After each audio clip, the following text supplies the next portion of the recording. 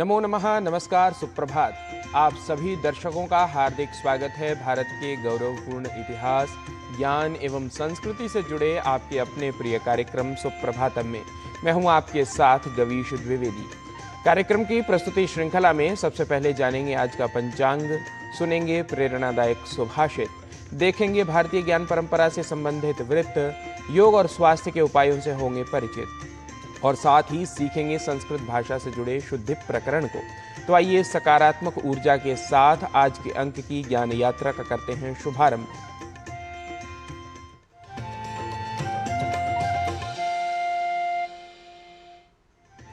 सुप्रभात की इस पावन वेला में समय है दिन को प्रारंभ करने का। तो आइए सबसे पहले सुनते हैं आज का पंचांग और करते हैं अपने दिन की शुरुआत एक शुभ संकल्प के साथ।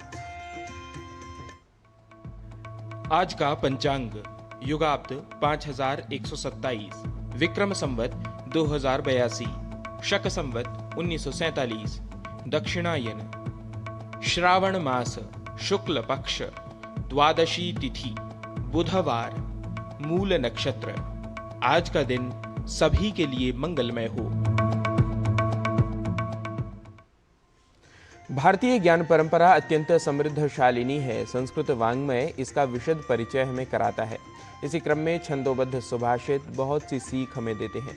क्या शिक्षा दे रहा है आज का हमारा सुभाषित, आइए सुनते हैं। महिमूषु मातरम सुव्रतानामृतस्य पत्नीमवसे हुवेम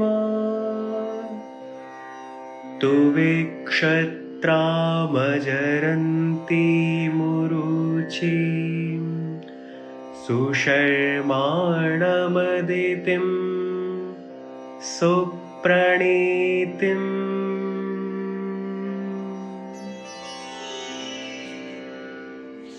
नारी महाशक्तिमती है, सुव्रती संतानों की माता है, सत्यशील पति की पत्नी है और भरपूर क्षात्र बल से युक्त है।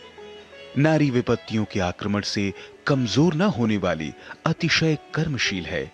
वस्तुतः नारी तो कल्याण करने वाली और शुभ नीति का अनुसरण करने वाली कही गई है।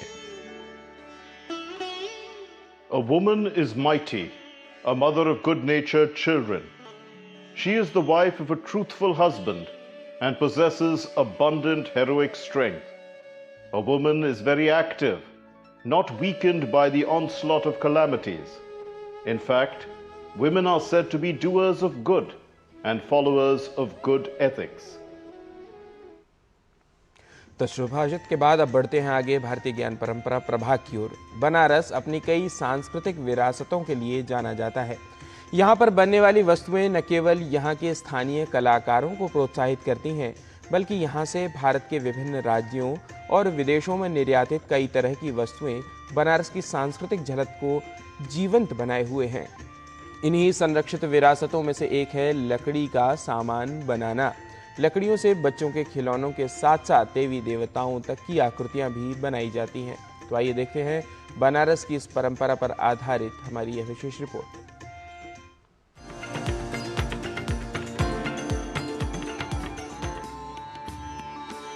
भारतवर्ष अपनी सांस्कृतिक विरासत और अनूठी पहचान के लिए हमेशा से पूरे विश्व द्वारा प्रशंसनीय रहा है। कई प्रकार की हस्तनिर्मित कलाकृतियों का न केवल भारत में बल्कि पूरे विश्व में मांग है। हस्तनिर्मित कलाओं में से एक है काष्ठ कला। काष्ठ कला का अर्थ है वह लकड़ी की कला जिस पर कलाकार विभिन्न प्रकार के कलाकृतियों को बनाते हैं। यूं तो भारत के कई राज्यों में यह कला बनाई जाती है, पर बनारस में बनाई जाने वाली काष्ठ कला का स्थान महत्वपूर्ण है। बनारस की काष्ठ कला की परंपरा 1 या 200 साल की नहीं बल्कि हजारों सालों की परंपरा है। इस कला के अंतर्गत बनारस में पहले बच्चों के खिलौने तथा सिंदूरदान इत्यादि कलाकृतियां बनाई जाती थीं, लेकिन आजकल अनेक प्रकार की चीजें बनने लगी हैं। इसी तरह से पहले इनके द्वारा निर्मित वस्तुओं की खपत स्थानीय बाजारों तक ही सीमित थी। परंतु आजकल यहाँ के कलाकार अपनी निर्मित आकृतियों को भारत के सभी हिस्सों एवं प्रमुख शहरों में भी भेजते हैं, जहाँ पर इन कलाकृतियों की अच्छी मांग और खपत है।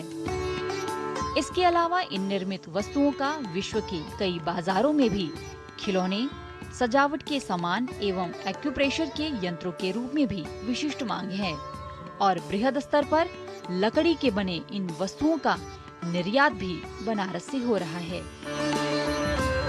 परंपरागत रूप से बनारस के काष्ठकला से जुड़े कलाकार सामान्यतया लाल, हरा, काला तथा नीले एवं मिले जुले रंगों का ही प्रयोग करते थे। पर अब जब इनके द्वारा बनाई गई कलाकृतियों की वैश्विक मांग प्रतिदिन बढ़ रही है, तो फिर इन काष्ठ कलाकारों द्वारा अन्य विभिन्न रंगों का भी प्रयोग होना शुरू हुआ है। आज बाजार में जितने भी रंग उपलब्ध हैं, उनमें बहुत से काष्ठकला निर्माता उन रंगों का प्रयोग अपनी वस्तुओं में करने लगे हैं। उपकरणों को रंगने के बाद ऊपर से विभिन्न चित्रों से भी उन कलाकृतियों को सुसज्जित किया जाता है। सुसज्जित करने का कार्य प्रायशः महिलाएं करती हैं। बहुत से रंगों के प्रयोग का एक कारण यहाँ के काष्ठकला से निर्मित कला तत्व का निर्यात भी है। विदेशों में हो रही मांग के हिसाब से ही विभिन्न रंगों का प्रचलन भी बढ़ रहा है और यह गति अभी भी जारी है। काशी के काष्ठ कलाकार अपने अधिकांश वस्तुओं एवं खिलौनों का निर्माण सामान्यतया आम और शीशम जैसे लकड़ियों के प्रयोग से करते हैं। लकड़ी की बनी यह कलाकृतियाँ बच्चों के खिलौने के रूप में भी प्रयुक्त होती हैं और साथ ही इनमें से कई आकृतियाँ देवी देवताओं की भी बनाई जाती हैं, जो विभिन्न स्तरों पर मंदिरों में या फिर उपहारों के रूप में प्रदान किए जाते हैं। बनारस में यह कला धार्मिक प्रवृत्तियों में भी प्रयोग होता आया है। जब विदेशी पर्यटकों का यहाँ आगमन होना शुरू हुआ, तब से यह कला विदेशों में भी अपनी पहचान को स्थापित कर रहा है। भारतीय संस्कृति की यह अनूठी विरासत संपूर्ण विश्व में अब प्रसरित होकर अपनी जीवंतता को बनाए हुए है। निधि तिवारी, डीडी न्यूज।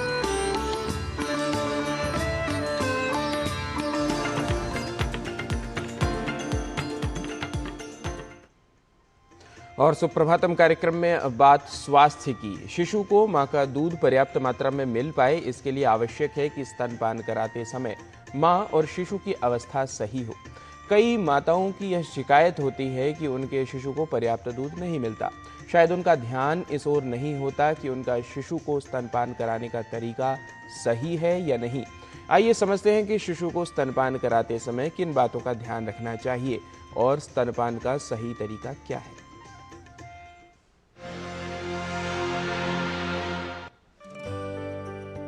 शिशु के संपूर्ण स्वास्थ्य के लिए मां के दूध की विशेष भूमिका होती है।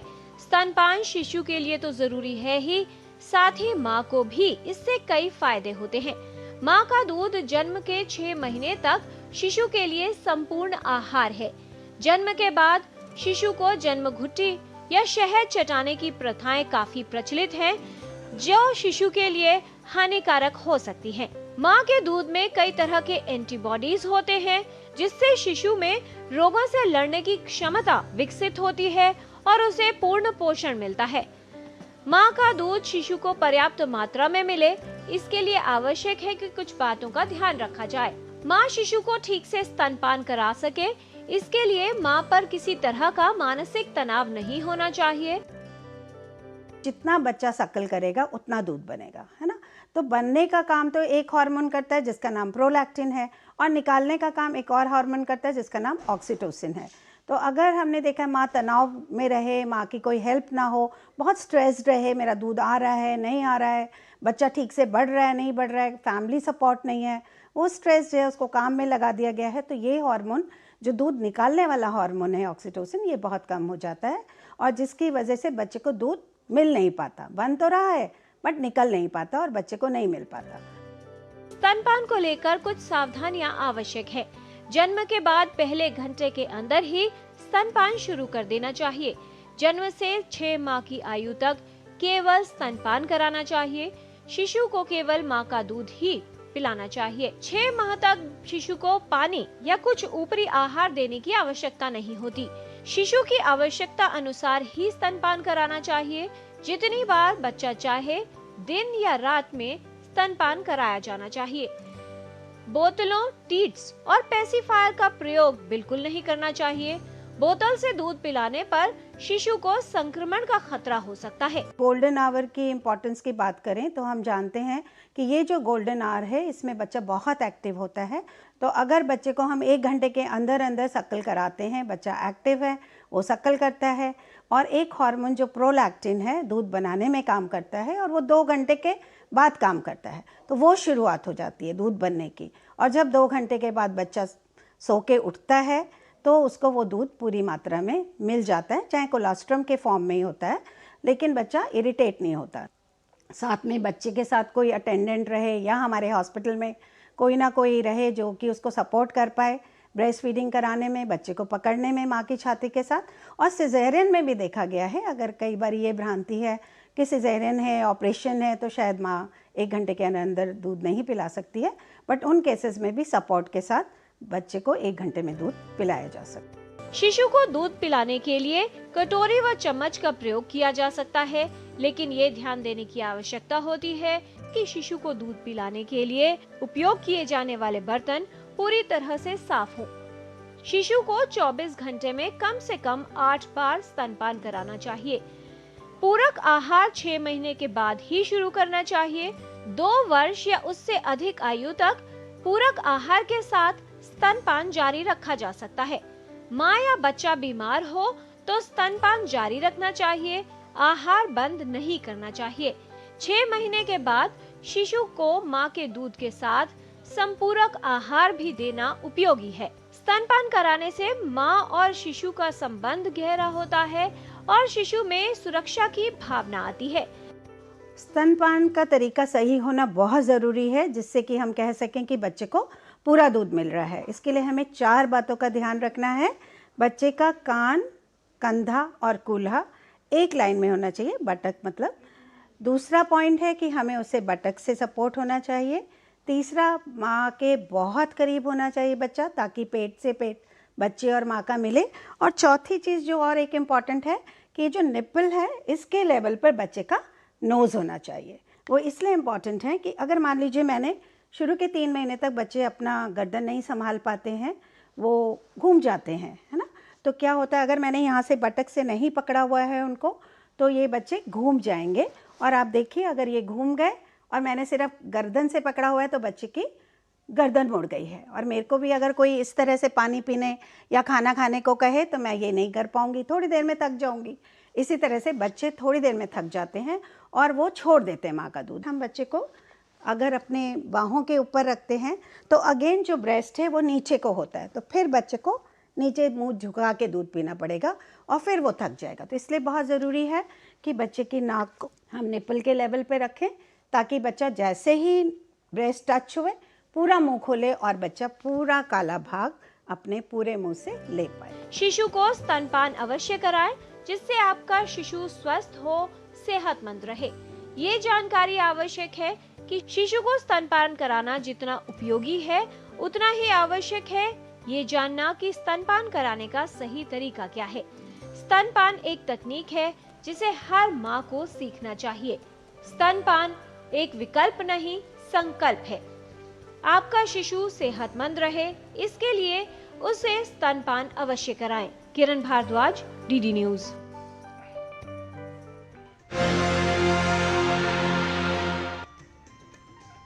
और स्वास्थ्य प्रभाग के बाद अब कार्यक्रम में बात योग की, लेकिन उससे पहले ले लेते हैं एक अल्प विराम। आप कहीं न जाइए, देखते रहिए डीडी न्यूज।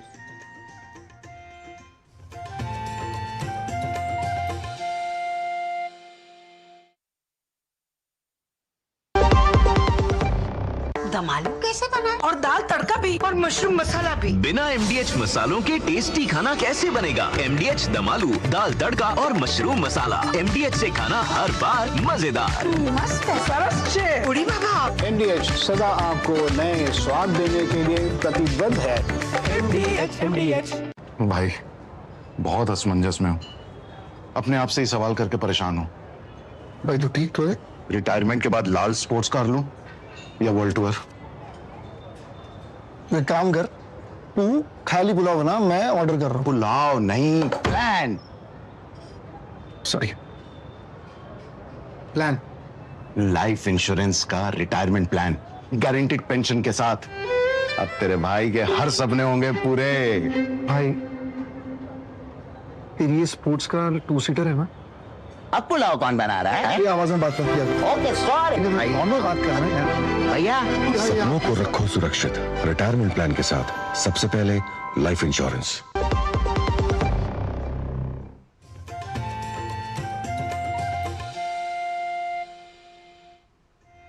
विराम के बाद पुनः आप सभी का स्वागत है सुप्रभातम कार्यक्रम में। योगेन चित्तस्य पदेन वाचाम मलं शरीरस्य च वैद्यकेन योपाकरोत्तम प्रवरम मुनीनां पतंजलिम प्रांजलिरानतोस्मि।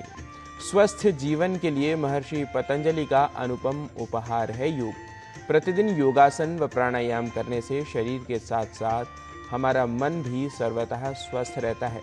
आइए योग प्रभाग में आज कुछ ऐसी यौगिक क्रियाओं को देखते हैं जो प्रसव के बाद उपयोगी होती हैं। आज हम पोस्टपार्टम डिप्रेशन को संभालने के लिए कुछ सहायक योगासन का अभ्यास करेंगे और देखेंगे। तो आइए, पहला वाला है भुजंगासन, जिसके लिए आप इस प्रकार लेट जाएं धीरे से और अपने पेट के बल आ जाएं। इस स्थिति में आए, पैरों को जोड़े और धीरे से सांस भरते हुए ऊपर जाए। अब सांसों को रोके 6 सेकंड इसमें बने रहे। 4, 5, 6 और धीरे से नीचे आए। इसको 3 से 5 बार अभ्यास करें। ये आपकी रीढ़ की हड्डी में अच्छा कंप्रेशन देता है, चेस्ट को खोलता है, जिससे आपको बहुत पॉजिटिव और बहुत ही अच्छा कॉन्फिडेंट महसूस होगा। दूसरा है सेतु बंधासन, जिसके लिए इस प्रकार आप लेट जाएं, पीठ के बल, पैरों को मोड़ लें और हिप डिस्टेंस अपार्ट रखें। धीरे से अपने पैरों को पकड़े या फिर अपने हाथों को इस प्रकार जमीन पे रखते हुए सांस भरिए और कमर कूलों को ऊपर उठाएं और इस स्थिति में 6 सेकंड बने रहे। 4, 5, 6, सांस छोड़ते हुए नीचे आए। इसका भी अभ्यास 3 से 5 बार करें। ये बहुत ही अच्छे से आपके चेस्ट को एक्सपैंड करेगा, जिससे आप सांस अच्छा लेंगे, ऑक्सीजनेशन होगा और आप एक शांति का महसूस करेंगे, कॉन्फिडेंट फील करेंगे। तो इन आसनों का रेगुलर अभ्यास करें रोज और देखिए किस तरह से आप अपने पोस्टपार्टम डिप्रेशन से बाहर आ जाएंगे। और अब बारी है कुछ प्रैक्टिकल टिप्स जानने की डॉक्टर हंसा जी योगेंद्र से। तो आइए जानते हैं। नमस्कार। डिलीवरी के बाद माँ में डिप्रेशन आना बहुत कॉमन हो गया है आजकल, क्योंकि नींद की बिल्कुल कमी हो जाती है। तो सबसे पहली चीज़ तो ये करनी है कि जब भी बच्चा सोए माँ को तभी सो ही जाना चाहिए। जब बच्चा उठे तब माँ को उठना चाहिए।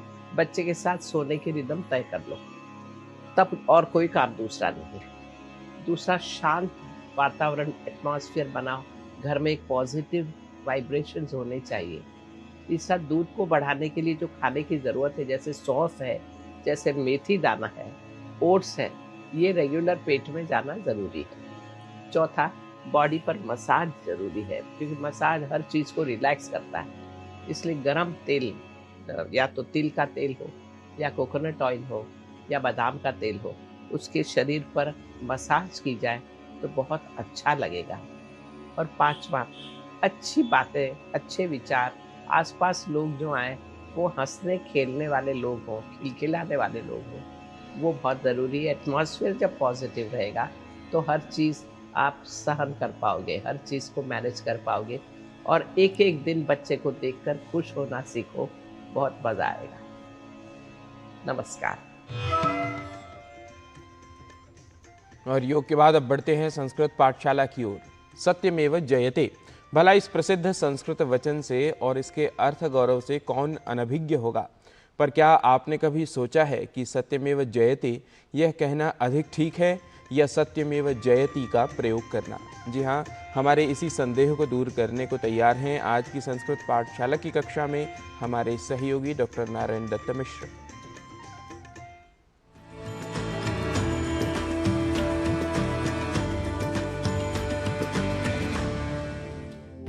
नमो नमः संस्कृतानुरागिभ्यः समेषां स्वागतं संस्कृत पाठशालायाः अभिनवकक्षायाम्। अहमस्मि नारायण दत्तमिश्रः। संस्कृत पाठशाला की कक्षाओं द्वारा अब तक आप संस्कृतानुरागियों ने विशेष रूप से जाना है साधारण शब्दों की शुद्धता और अशुद्धता के क्रम को। पर आज हम बात करेंगे एक क्रियार्थक शब्द की जिसे हम संस्कृत में धातुपद भी कहा करते हैं।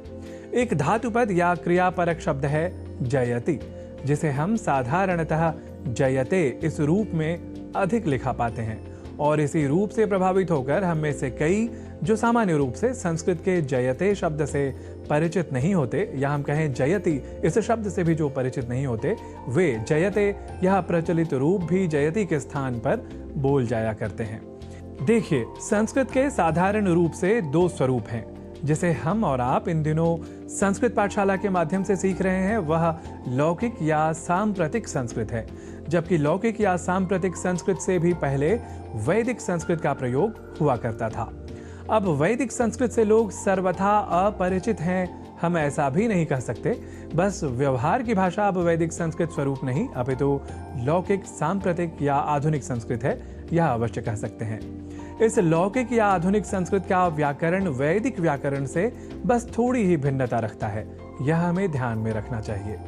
तो यह सब जानकर अब लौटते हैं पुनः जयति और जयते के प्रयोग के प्रश्न पर।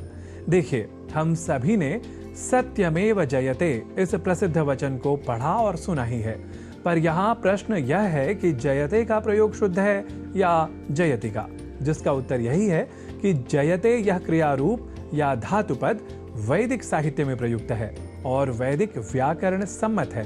अतः सत्यमेव जयते इस दृष्टि से सर्वथा शुद्ध ही है। पर लौकिक संस्कृत साहित्य या आधुनिक संस्कृत व्याकरण के निकष पर या कसौटी पर जयते इस पद को रखें तो यह अवश्य ही अशुद्ध कहा जाएगा। कहने का अर्थ यह कि यदि सत्यमेव जयते वैदिक उद्धरण न होता और तब हम ऐसा अर्थात जयते के साथ प्रयोग करते, तब यह सर्वथा अशुद्ध प्रयोग की श्रेणी में चला जाता। कुल मिलाकर तथ्य यह कि वैदिक वाङ्मय में प्रयुक्त और वहां से उद्धृत सत्यमेव जयते को साधारण रूप से अशुद्ध नहीं कहा जा सकता।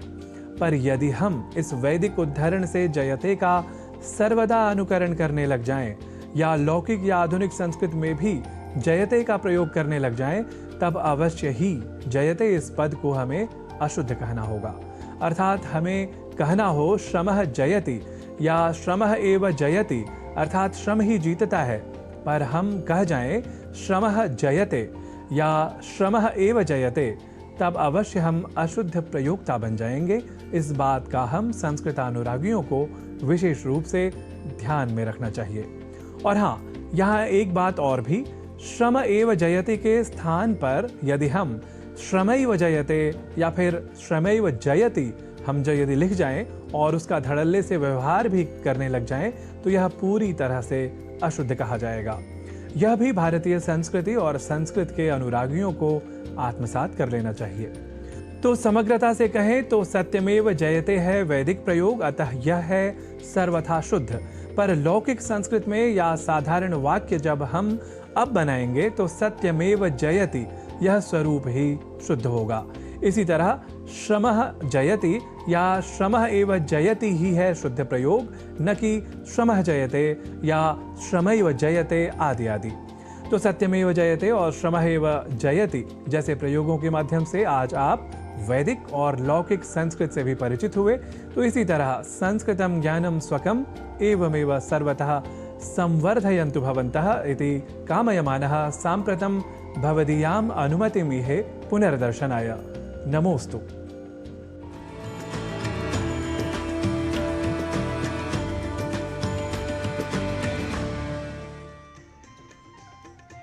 आज के सुप्रभातम कार्यक्रम में हमारे साथ जुड़े रहने के लिए आप सभी दर्शकों का हार्दिक आभार। आशा है आज की प्रस्तुतियां आपके दिन को ऊर्जा और प्रेरणा से भर देंगी। कल पुनः मिलेंगे प्रातः 7 बजे आपके अपने डीडी न्यूज़ पर सुप्रभातम के नए अंक के साथ। तब तक स्वस्थ रहिए, प्रसन्न रहिए और भारतीय संस्कृति से जुड़े रहिए। नमस्कार।